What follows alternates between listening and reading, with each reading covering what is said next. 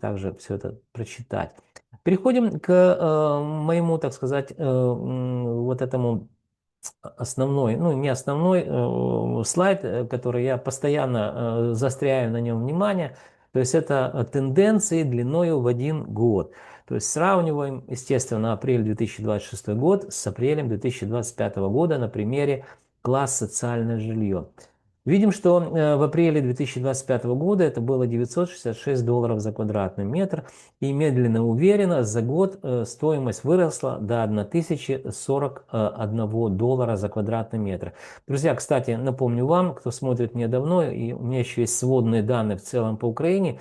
Так вот, город Львов, он уже догнал город и даже перегнал по определенным классам рынка город Киев. Вот, никогда такого не было. Вот это впервые на 5-м году войны город Львов реально стоимость стала дороже по некоторым классам, чем в городе Киеве. Итак, рост за год 7,76%.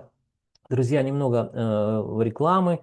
Я и компания Alim Consulting на протяжении больше 10 лет уже готовим индексы для крупных украинских системных национальных банков, а также для иностранных банков, которые работают на территории Украины. Что такое индекс? Вот здесь мы видим индекс стоимости жилой недвижимости, вторичный рынок, положительный, единичка, запятая, 0,78. Ну, во-первых, индекс – это макроэкономический показатель, который характеризует, как изменяется стоимость этой самой недвижимости во времени.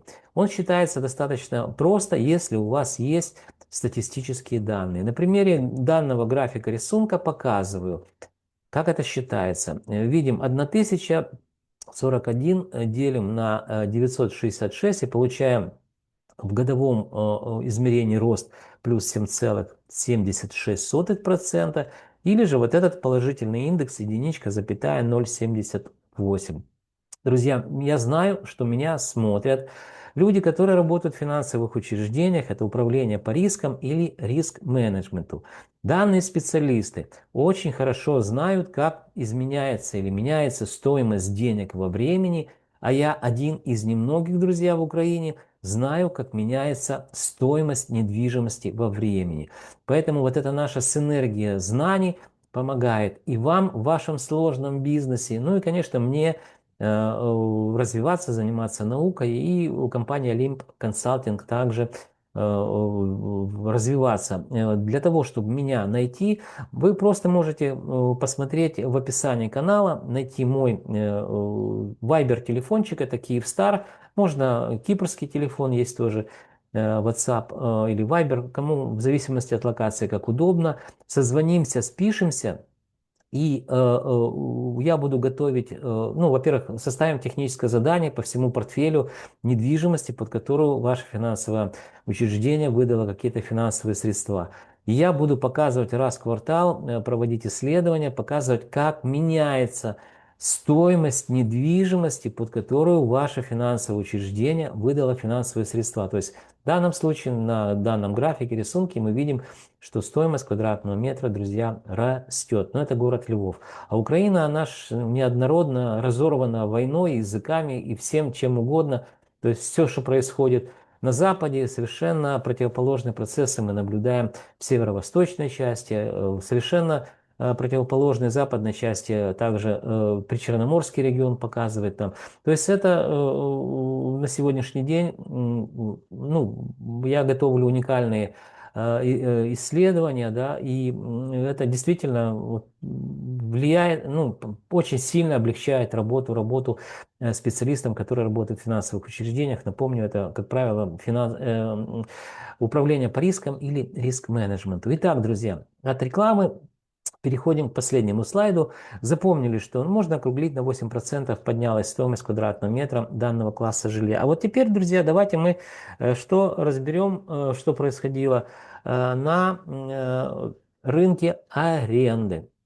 Верхний слайд остался прежним, это о котором мы говорили, рост видим 7,76%, это класс социальное жилье. Все здесь в долларах видим, да? Аренда этого же класса, друзья, показываю.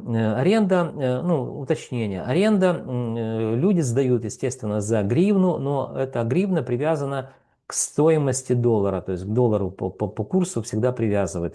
Я пересчитал это все уже в долларах для того, чтобы была одна единица измерения, чтобы вы просто понимали, что происходит с предложениями, это квартиры, которые выставляются на продажу, и с предложениями квартиры, которые сдаются в аренде. А напомню вам, я работал с предложениями. То есть кто-то мне пишет, откуда ты знаешь, за сколько были проданы квартиры. Да я не знаю, сколько они были проданы, но я могу определить справедливую рыночную, еще раз напомню, стоимость, да.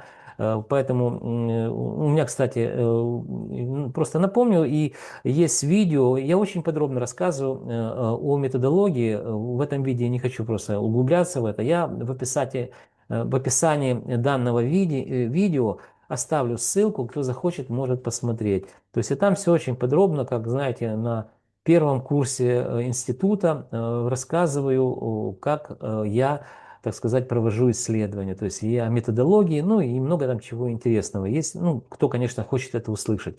Итак, друзья, мы переходим к рынку аренды. Так вот, здесь уже период сравнения у нас поквартальный. Сравниваем март 2026 года с мартом 2025 года. И что, друзья, вот здесь красная черта, видим, что рынок недвижимости, класс социальное жилье, аренда подорожал за год на 3,57%. Напомню вам, город Днепр там где-то 6,5%, ближе к 7 показал в годовом измерении.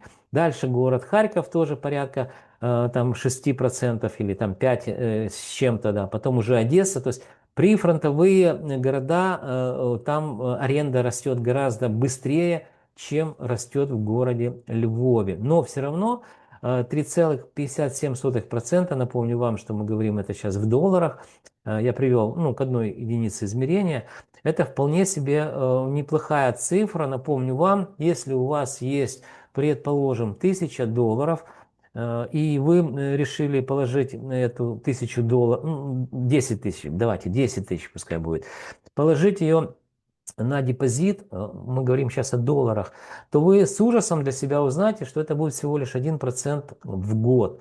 Вот такой пассивный доход вы получите, то есть несложно посчитать, с 10 тысяч долларов вы получите там $100, но это ни о чем, друзья, да, вы согласитесь. Понятно, что вы не за 10 тысяч не купите, ну, тысяч за 40 вы однокомнатную квартиру во Львове сможете приобрести. И сдавая в аренду, я не призываю сейчас не сдавать в аренду, не покупать, не продавать, просто показываю вам на цифрах и сравниваю. Так вот, купив однокомнатную квартиру, предположим, да, и сдавая ее в аренду, вы будете получать, ну, это не чисто операционный доход, это просто доход. Отсюда надо убрать, значит, еще затратную часть, но все равно, даже если это 3%, вы понимаете, или 1% депозит, который вы получаете, или 3%. Это существенно отличается, правда? Поэтому, друзья, дальше о предположениях моих. Я все-таки предполагаю, что стоимость квадратного метра будет незначительно расти до конца года. То есть, ну, до конца года, давайте будем говорить, когда о прогнозах, до первой половины, так сказать, 2026 года, то есть до второго квартала, я предполагаю, что стоимость будет расти. Итого, сейчас мы видим 8%, ну давайте округлим в большую сторону, и я сейчас закрою показ слайдов, и мы очень кратко подведем итоги о прогнозах.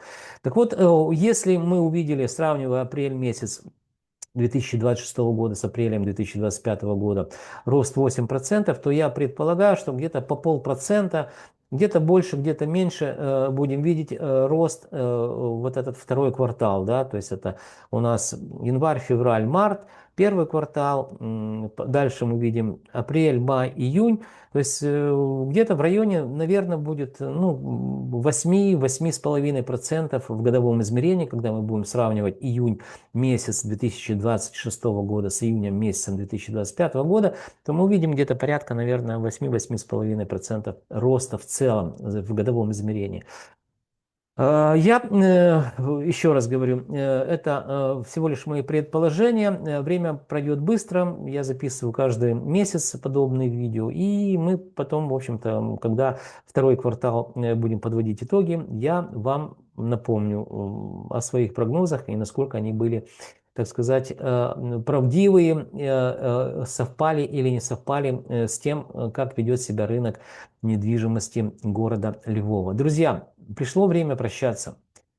Для того, чтобы вы знали, что происходит с рынком жилой недвижимости и не только, вам необходимо что сделать? Правильно подписаться на мой канал. Вы также можете лайки, дизлайки ставить данному видео. Пишите, кстати, мне какие-то вопросы задавать, я с удовольствием отвечу. Только, пожалуйста, вот не ругайтесь, мне это вот людям, которые любят поругаться, я точно нет, не отвечу. И не задавайте глупые вопросы, почему я о городе Львове говорю на русском языке. Ну это ниже плинтуса называется, да, задавать такие вопросы. Подписывайтесь на канал и помните, что я ваш скромный слуга и компания Олимп Консалтинг. Готовим для вас ежемесячные обзоры рынка недвижимости Украины, которые, я уверен, станут для вас компасом, ну или как минимум картой путеводной в каменных джунглях рынка недвижимости Украины. Друзья, до встречи в следующих моих видеороликах.